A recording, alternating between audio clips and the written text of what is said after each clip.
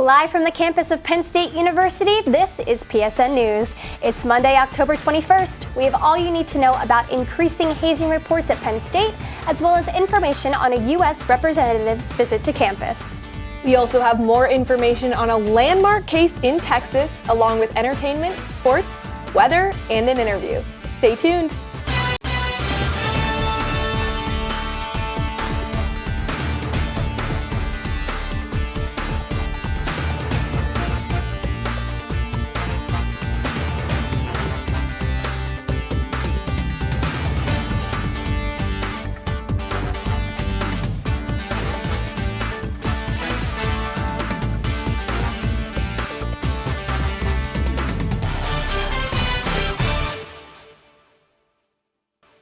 Thanks for joining us tonight. I'm Cailey Thalman. And I'm Kaitlyn Pfeifer. Penn State is facing a surge in hazing reports at the start of the 2024 to 2025 academic year, with cases more than doubling compared to last year.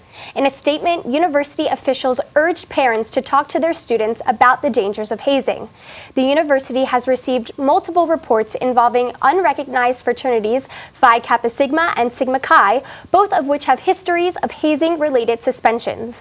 While the fraternities aren't under Penn State's jurisdiction, the university is collaborating with local law enforcement to address the issue, as preventing hazing remains a top priority. Transportation Security Administration officers intercepted a gun at the State College Regional Airport on Tuesday. This is the second time this has happened at the security checkpoint in the last month, after a similar incident involving a 9mm handgun occurred on September 16th.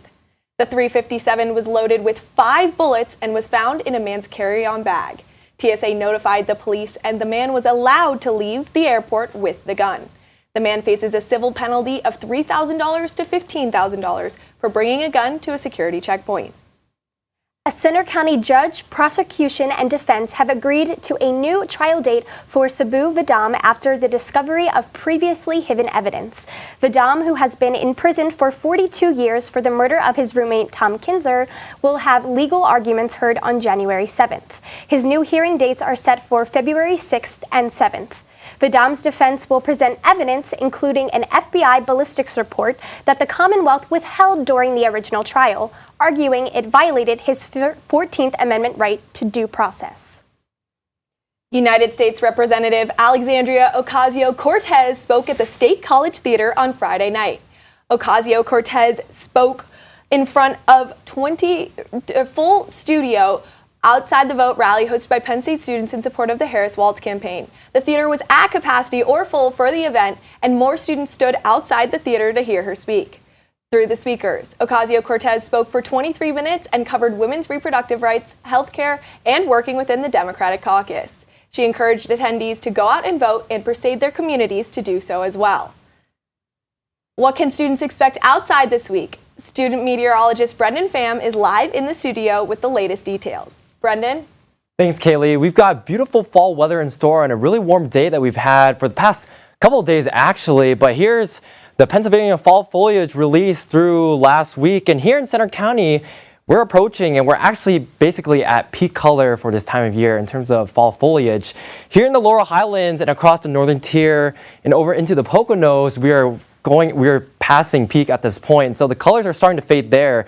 But here in Center County, I expect those colors to be prevalent throughout much of this week. Here outside Arboretum, the sun has set with the earlier sunset in October, and our temperatures are quickly dropping, already sitting at 66 degrees. But this morning and into the afternoon hours, it was really warm. Here in State College, we reached a high of 77 degrees.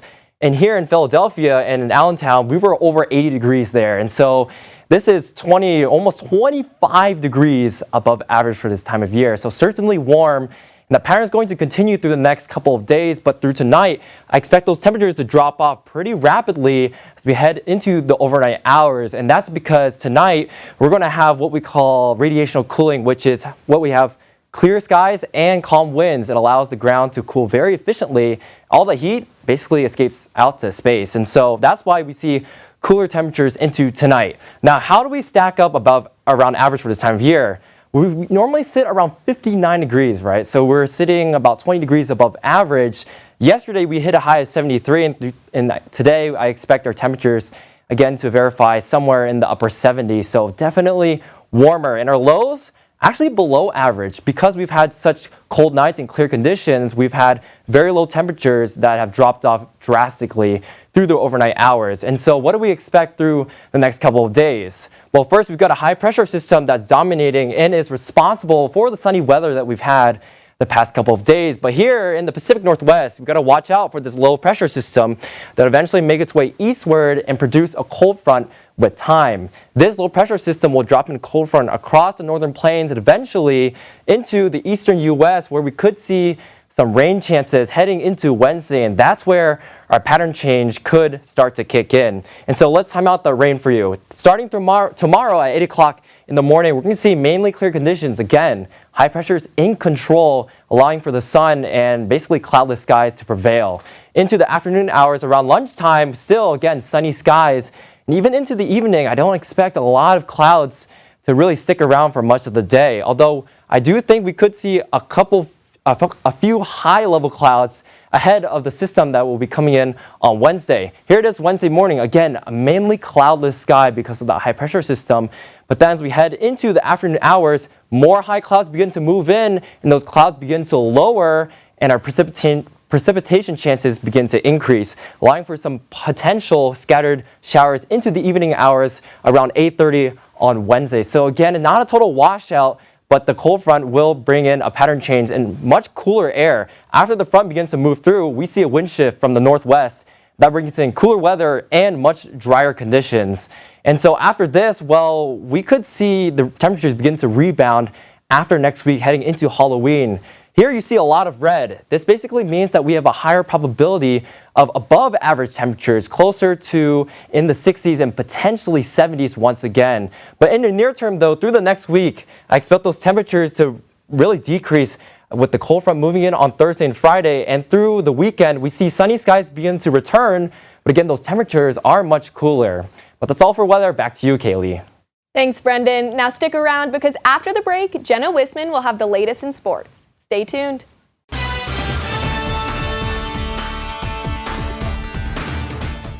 Welcome back to PSN News. I'm Jenna Wisman with your sports update.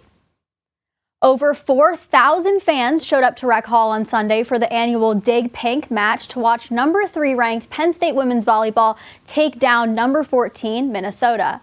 It was a special game for Cameron Hanna as she recorded the 1500th kill of her career. Jess Merzick also had a game to remember with 18 kills and 16 digs. Penn State dominated in the final set with a 25-14 win to get the sweep. This victory marked the Nittany Lions' 10th win in a row, and the team now improves to a record of 18-1 on the season. Penn State will now head west to take on 2 of the new Big Ten teams, facing UCLA on Thursday and number 16 ranked USC on Saturday. Number 16 ranked Penn State field hockey downed Michigan State at home on Sunday by a score of 2-1 in overtime. The game started out slow with Michigan State leading 1-0 until the 4th period when Penn State's Julian Van Beckham scored to tie the game up, sending it into overtime. Penn State outshot Michigan State 34-7 and had an 18-4 margin in penalty corners. Delgado had 4 saves in the cage, and El Jens was the hero that ended the game late in overtime. The Nittany Lions moved to 8-7 on the season and will travel to New Jersey on Friday, where they'll look to take down Rutgers. Olympian Fia Gladio has continued to shine on the field this season. Cora Rodriguez is live in the studio now with more details on the team captain. Cora. Thanks, Jenna. Over the weekend, I had the chance to make it to the 2 field hockey games on Friday and Sunday. The one player I was excited to see was Fia Gladio. But let's see how she became the player she is today. Let's take a look. Olympian, student athlete, Penn State's all-time leading scorer. All of these titles belong to Fia Gladio. But how did she get here? Fia grew up in Boyertown, Pennsylvania, and went to Ole Valley School District. Her high school career was filled with many accolades and achievements that sparked her field hockey career.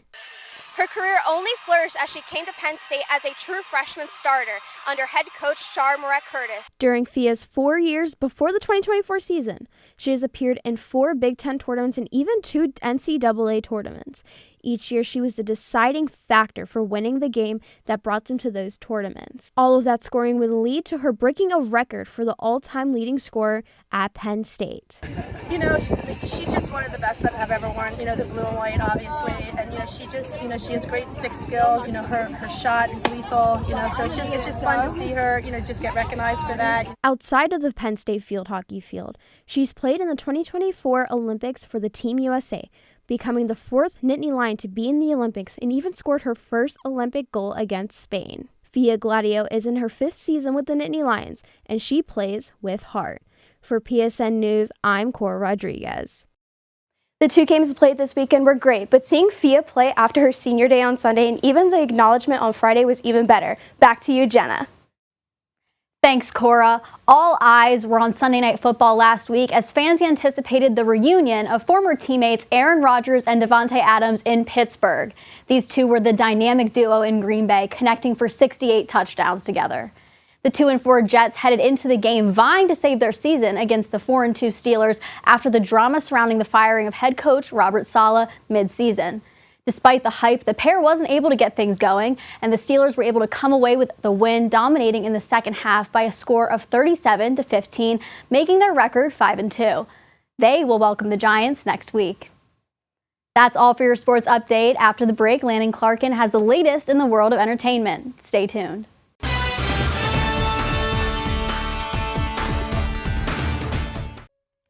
Welcome back to PSN News. I'm Landon Clarkin with your entertainment update. The Arboretum kicked off its annual Pumpkin Fest this past weekend on Friday evening, welcoming over 2,000 visitors who endured the crisp and clear weather to enjoy a dazzling array of creatively carved jack-o'-lanterns. Attendees were treated to a vibrant display of illuminated pumpkins as judges evaluated contestants in 4 categories across 7 age groups. In addition to the Jack-O-Lantern contest, festival goers relished live music, delicious offerings from food trucks, and the newly enhanced ambience of the Arboretum, including a stunning floating light display at the Oasis Garden. We hope everyone who attended enjoyed the festivities and made lasting memories. Country artist Kane Brown will bring his highly anticipated tour to the Bryce Jordan Center on May 1st, 2025. Fans can expect a night filled with hits from his acclaimed albums, including Explicitly and Drake. The album, not the artist. Tickets go on sale on Friday, October 27th, 2024 at 10 a.m. Prices range from $35 to $100 and can be purchased through the Bryce Jordan Center's official website or Ticketmaster. Don't miss your chance to see Kane Brown live. For more information and ticket details, visit the Bryce Jordan Center and get ready for an unforgettable night of country music with Kane Brown. This past weekend, Smile gave audiences and the box office a fright with an impressive global gross of over $40 million in ticket sales. This highly anticipated sequel to the 2022 hit Smile has captured the attention of horror fans and critics alike. The sequel's strong performance is a testament to the growing popularity of the horror genre. The film continues the chilling story of an entity that infects victims with an unnatural smile, leading to a series of harrowing events. Audiences were drawn in by the combination of psychological terror and supernatural horror that made the original such a success. This film received positive reviews, with critics praising its tension-filled narrative and intense scenes. Smile 2 is now showing in theaters nationwide, making it a must-see for fans of haunting cinema. That's all for your entertainment update. Coming up next, interview anchor Cassie Vaselis will be speaking with Mackenzie Bronk, the Blue Sapphire. Stay tuned.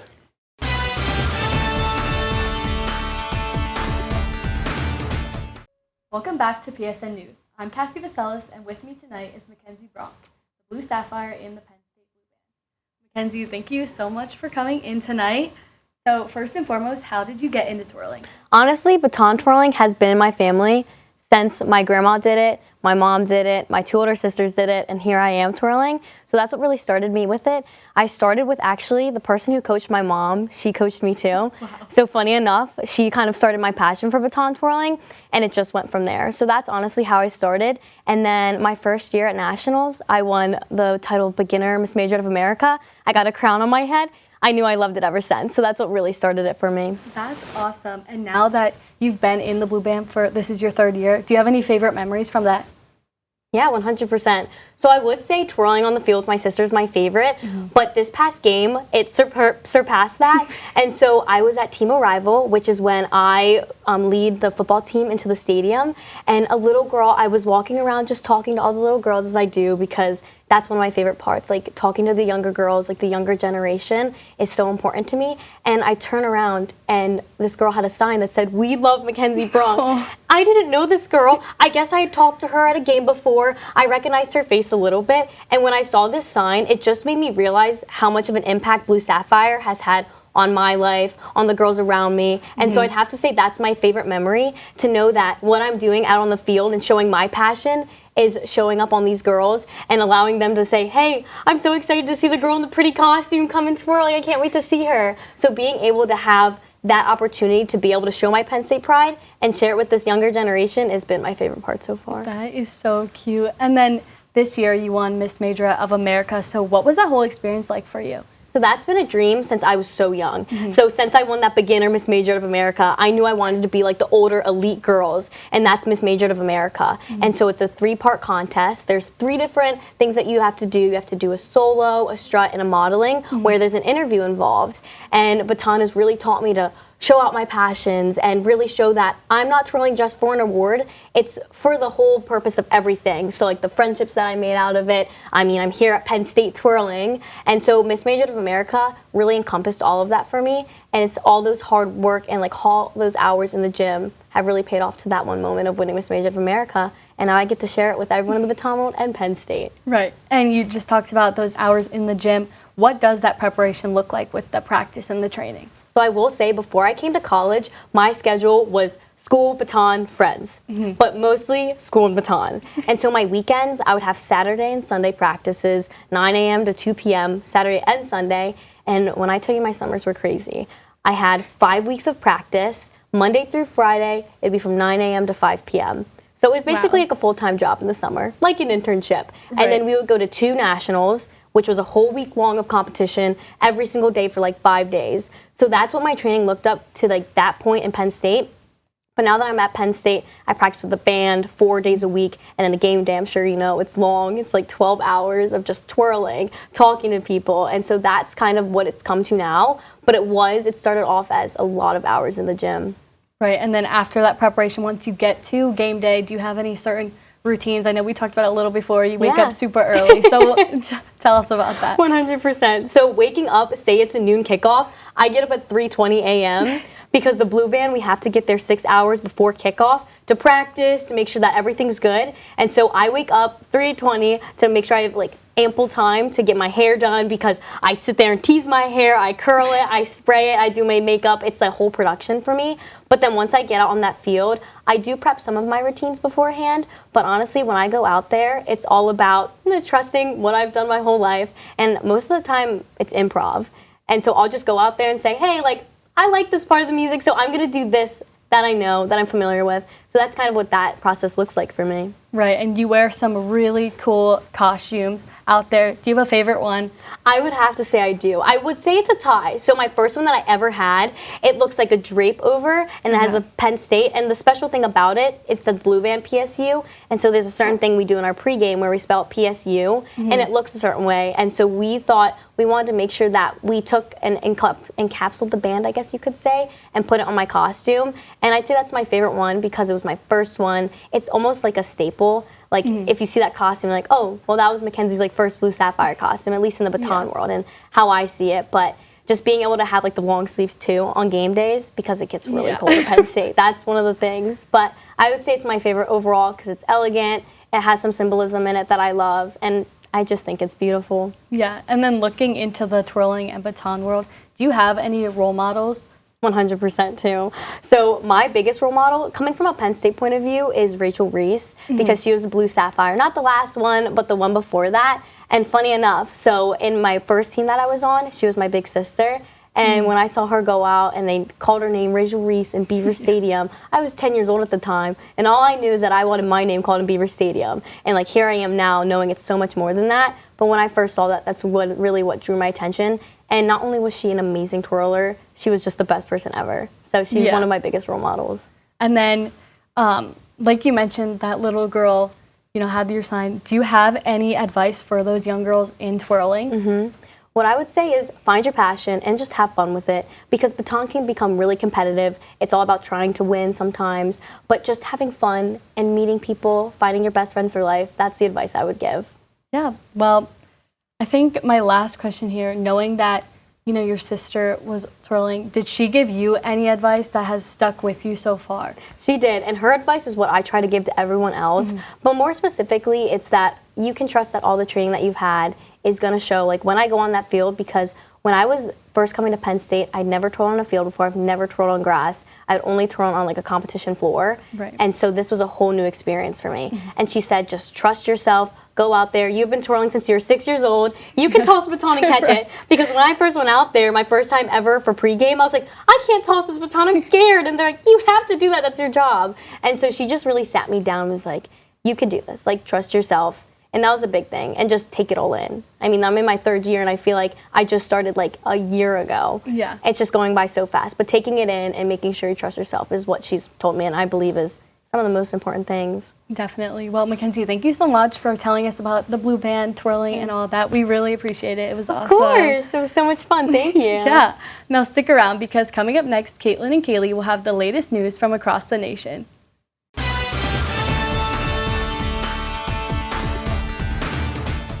The Texas Supreme Court halted the execution of Robert Roberson, who was scheduled to be put to death Thursday night for the 2002 murder of his 2-year-old daughter, Nikki Curtis. Roberson was convicted based on a shaken baby syndrome diagnosis, but his supporters, including lawmakers from both parties, claim he is innocent and that his conviction was based on outdated science. In the final hours before the execution, Austin lawmakers issued a subpoena for Roberson to testify before a House committee next week, arguing that his execution would violate their constitutional authority. The Texas Supreme Court's ruling, which came after several legal twists, now allows Roberson to testify. His defense maintains that his daughter died from complications of pneumonia, not abuse.